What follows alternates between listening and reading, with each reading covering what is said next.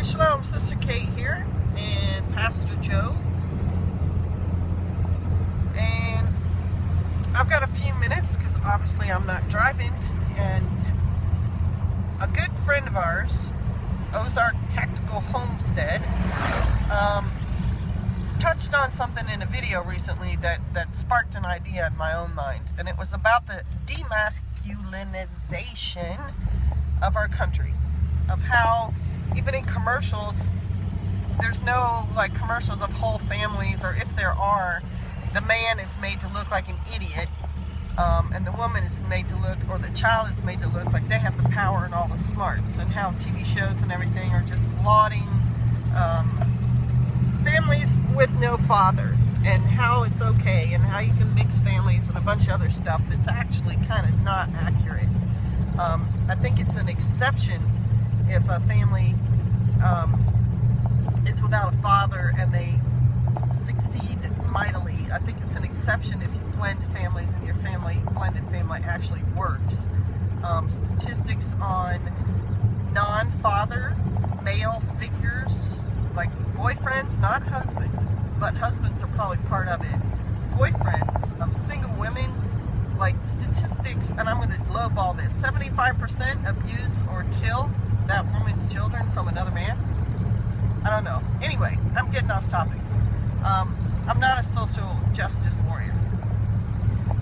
My thing is about the demasculinization, and it is true, and men are being in the media portrayed as weak or stupid or foolish, incapable, etc. And it is having an effect on male psyches, and so is feminism, where women are yelling at men for being nice to them, for doing things like holding open doors and offering to help with car repair and stuff like that. So men, time to man up. I know Pastor Joe has a video about manning up, and yes, I would think instead of depressing you, the fact that somebody is trying to keep you down should cause you to have the opposite reaction and get more stubborn and more angry and more like, no way, and I'm just going to stand up for my manhood. One way is to grow your beard. Another way is to, how do you say this, cultivate yourself as a man. What kind of man stuff do you like to do, and what kind of man stuff do you do on a regular basis? Because I'm here to tell you that the greatness of this country is, yes, in a government that stressed freedom, but it's also in the ability for individual Americans to study, produce, whatever, what they're interested in, as far as they want to take it.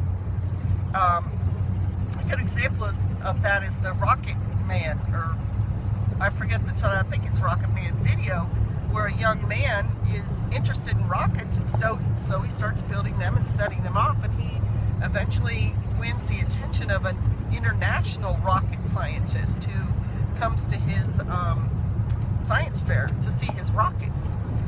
It's people like Houdini who suddenly, he's interested in illusions and tricks and escapes, so he does them, and he, creates things. It's Ford, making cars in a production line.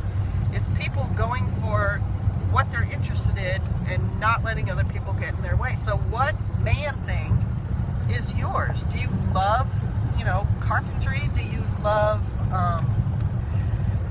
farming, or building things from metal? Are you a metal scrap guy who, makes windmills out of metal scrap? Because pursuing what you're good at as a man is a manly trait.